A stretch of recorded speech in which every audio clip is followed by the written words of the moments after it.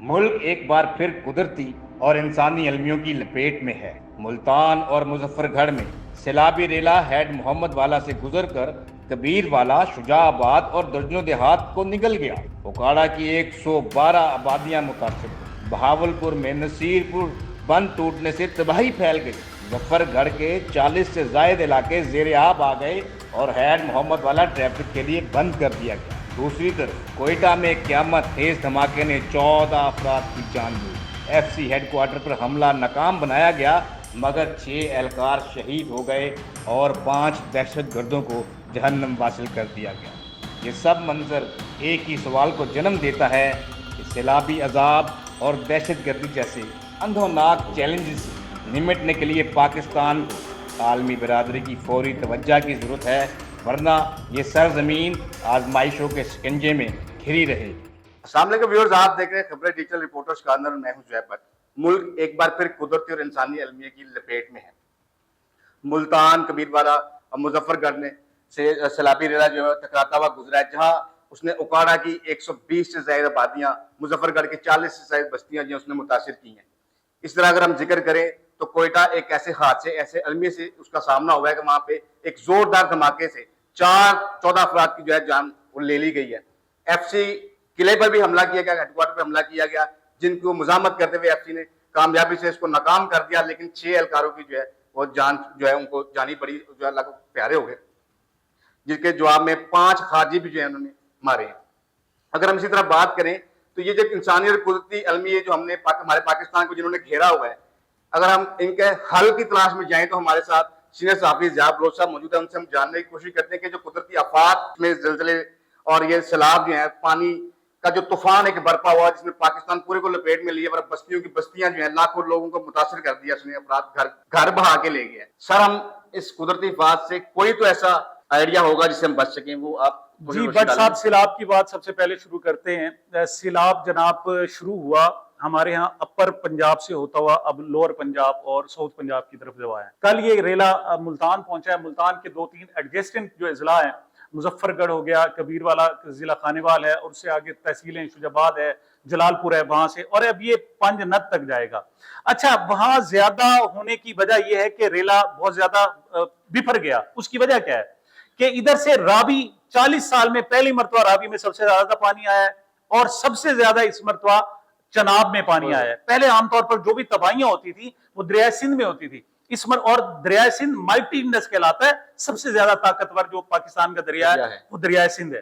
لیکن اس مرتبہ وہ شیر سویا ہوا ہے، ابھی تک وہاں کوئی بھی نقصان نہیں ہوا، لیکن جو نقصان کر رہے ہیں وہ ستلج کر رہے ہیں جو بالکل ندی کی طرح تھے، راوی کر رہے ہیں جو بالکل ایک نالا بن گیا تھا، سیدھی سی بات ہے، 40 سال بعد اس نے انگڑائی لی ہے، اور چناب کر رہے ہیں۔ چناب درمیانی سا ایک دریا ہے، مطلب نہ کوئی زیادہ طاقتور نہ کمزور، بس ٹھیک ہے چلتا تھا۔ لیکن جو چھوٹے دریا ہیں، مطلب ستلج اور راوی، وہ بفرے، اور اب راوی کا پانی کبیر والا میں جا کر دریائے چناب میں جا کر ملتا ہے، تو وہ بہت زیادہ ایک فلوز کا ہو جاتا ہے۔ اچھا، بار بار ہم لکھ رہے ہیں ملتان کو خطرہ ہے، آج میں آپ کو ایکسکلوسیو جناب آپ کو نیوز دیتا ہوں۔ یہ مطلب جب آپ کے ساتھ کوئی ظلم ہوتا ہے، زیادتی ہوتی ہے، تو پیچھے کسی نہ کسی کا ہاتھ لازمی ہوتا ہے۔ میرا تعلق ملتان سے آپ کے علم میں ہے، وہاں پر ایک ہیڈ بنوایا گیا، ہیڈ محمد والا، اور وہ جو بنوایا ہے وہ اس وقت کے چیئرمین سینٹ سابق وزیر اعظم سید یوسف رضا گیلانی صاحب نے بنوایا تھا۔ جب یہ ڈیزائن کیا جا رہا تھا، اسی وقت ان کو آگاہ کیا گیا تھا کہ آپ غلط کر رہے ہیں، آپ درست نہیں کر رہے۔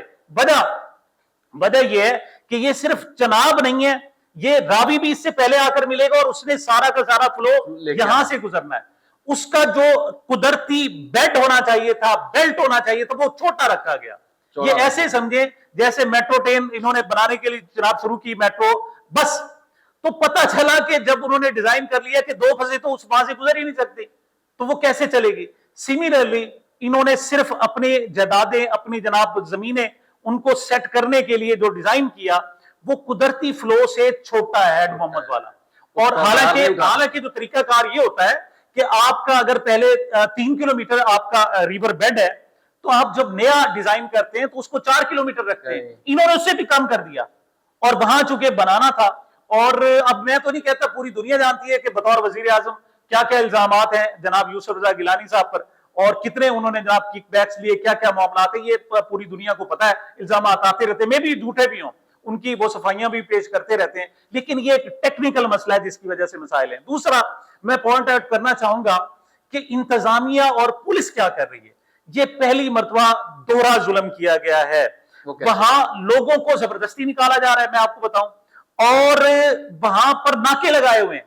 مثال کے طور پر کسی شخص کا باپ ہے وہاں پر, اس نے اپنے باپ کی خبر گیری کے لیے تو جانا ہے, وہاں جا کر ان کی گاڑیاں روک رہے ہیں, توڑ رہے ہیں, اور ان کے موٹر سائیکل توڑے جا رہے ہیں, موٹر سائیکل چھینے جا رہے ہیں, اور تشدد کیا جا رہا ہے. سب سے بڑی بات یہ ہے کہ تشدد کیا جا رہا ہے. میں آپ کو سچ بتا رہا ہوں, اس مرتبہ لوگ فلڈ سے جو اندرون بیلٹ میں رہتے ہیں, جو باقی سیلاب متاثرین ہیں, اصل سیلاب متاثرین ہیں, وہ پانی سے اتنے نہیں ڈر رہے جس طرح پنجاب حکومت اور اس پولیس سے ڈر رہے ہیں. اور پولیس تشدد مسلسل تشدد ہو رہا ہے. ایک بیچارے نیچے پانی ہے, اوپر سے پانی برس رہا ہے بارش کی شکل میں, اور تیسرا ان کو جو مارتی ہے پنجاب پولیس مارتی ہے. اور تیسری بات ہو کیا رہا ہے, میں آپ کو, یہ وہ بات ہے جو آج سے شاید مہینہ ڈیڑھ مہینہ بعد سٹوریاں سامنے آئے, میں آپ کو پہلے آگاہ کر رہا ہوں.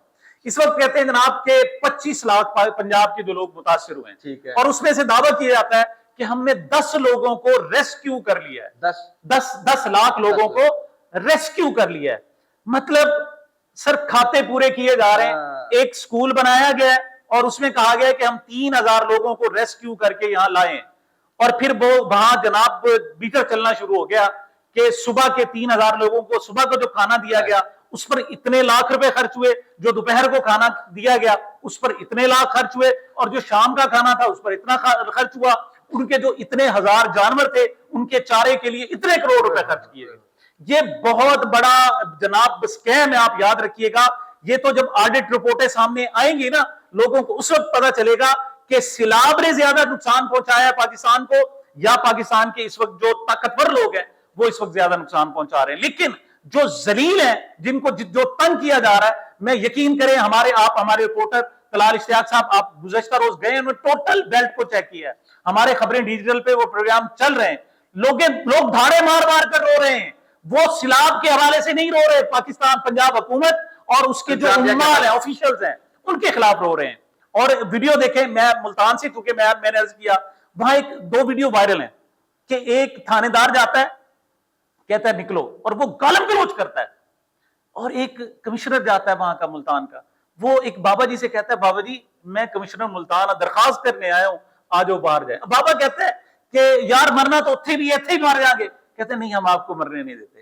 یہ ہوتے ہیں رویوں کے فرق, کہ آپ نے پنجاب پولیس ان لوگوں پر چھوڑ دی ہے, آپ زیادتی کر رہے ہیں, ظلم کر رہے ہیں. میں وزیر اعلیٰ صاحبہ سے کہتا ہوں, ٹھیک ہے آپ باہر جاپان کا دورہ کر کے آئی ہیں, آپ سے بار بار پوچھا گیا کہ بتائیں اس پر کتنا خرچ ہو رہا ہے, آپ وہ خرچ نہیں بتا رہی. سملرلی جو اس پر خرچ ہوگا وہ بھی آپ نہیں بتائیں گے, اندر کھاتے سب کچھ ہو جائے گا. 2 سال 3 سال بعد آڈٹ رپورٹیں آئیں گی تو پتا چلے گا. لیکن ایک ریکویسٹ پھر بھی میں آپ سے کرتا ہوں, آپ سے امید نہ ہونے کے باوجود, خدا کے لیے اس پولیس کو انسان بنائے, انہیں کہیں کہ انسانوں جیسا سلوک کرے. وہ پاکستان کے شہری ہیں, وہ انڈین شہری نہیں ہیں, ان کے ساتھ محبت اور پیار سے بات کریں. دوسری بات, ان کو آپ وہاں سے نکال کر لاتے ہیں, پھر ان کو کھانا نہیں دیتے, بیچارے کہاں جائیں. ادھر سے ان کا گھر لوٹتا ہے, ڈاکو آ کے لوٹ کے جاتے ہیں. ایک بات اور میں آپ کو بتاتا ہوں اپنے جناب قارئین کے لیے, اس وقت ڈاکو جو ہے وہ لانچوں پر پھر رہے ہیں, لانچوں پر پھر رہے ہیں, میں آپ کو صحیح بتا رہا ہوں. اور وہ گھر چونکہ پانی میں ڈوبے ہوئے, وہاں ان کی بچیاں, اور مجھے کہتے ہوئے جناب بڑا صورتحال کہ وہاں بچیوں سے زیادتی ہو رہی ہے, ڈاکو پھر رہے ہیں, اور ان ڈاکوؤں کو پنجاب پولیس کی مدد حاصل ہے. یہ بہت ظلم ہو رہا ہے, زیادتی ہو رہی ہے.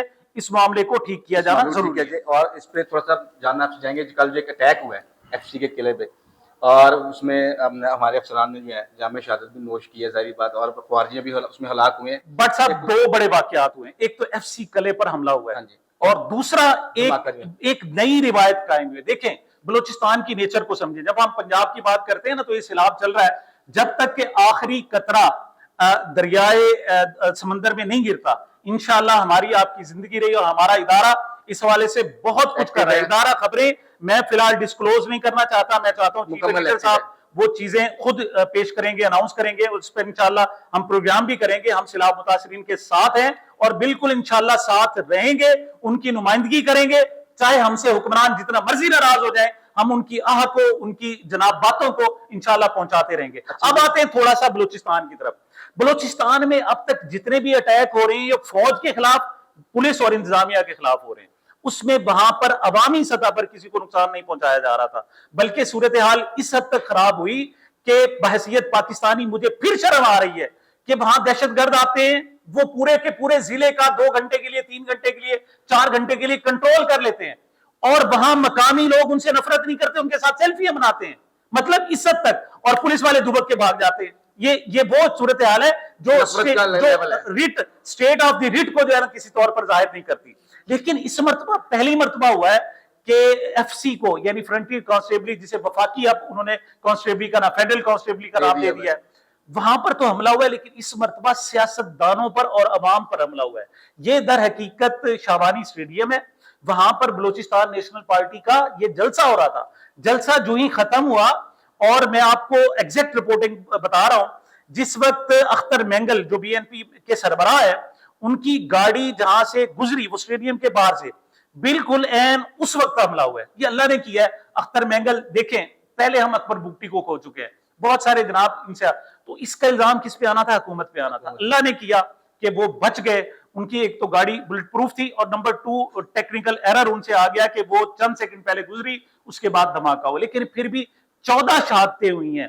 تو یہ ایک نئی الارمنگ سچویشن ہے کہ وہاں جو نفرت ہے اب صرف حکومتی عمال کے خلاف, آفیشلز کے خلاف نہیں, بلکہ سیاست دانوں کے خلاف ہے. اب وہ لوگ سامنے آ رہے ہیں, اور اس کو ہمیں مل بیٹھ کر سوچنا چاہیے کہ کب تک ایسی نفرتوں کا ہم بڑھاوا دیں گے.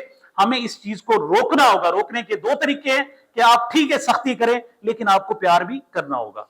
حکومت بے شک سختی کرے, لیکن اس کو پیار سے بھی کام لینا ہوگا. یہ ہیں وہ کڑوی حقیقتیں جو ہمیں جھنجھوڑتی ہیں. ایک طرف سیلاب نے اپنی آفت اپنے افات میں جائی ہوئی ہیں, دوسری طرف حکومت کی جو کولیپس ہیں یا انتظامیہ کے جو لوپ ہولز ہیں, انہوں نے سیلاب متاثرین کو پریشان کیا ہوا ہے. مزید ایسی انفارمیشن کے لیے دیکھتے رہیے خبریں ڈیجیٹل رپورٹر کا.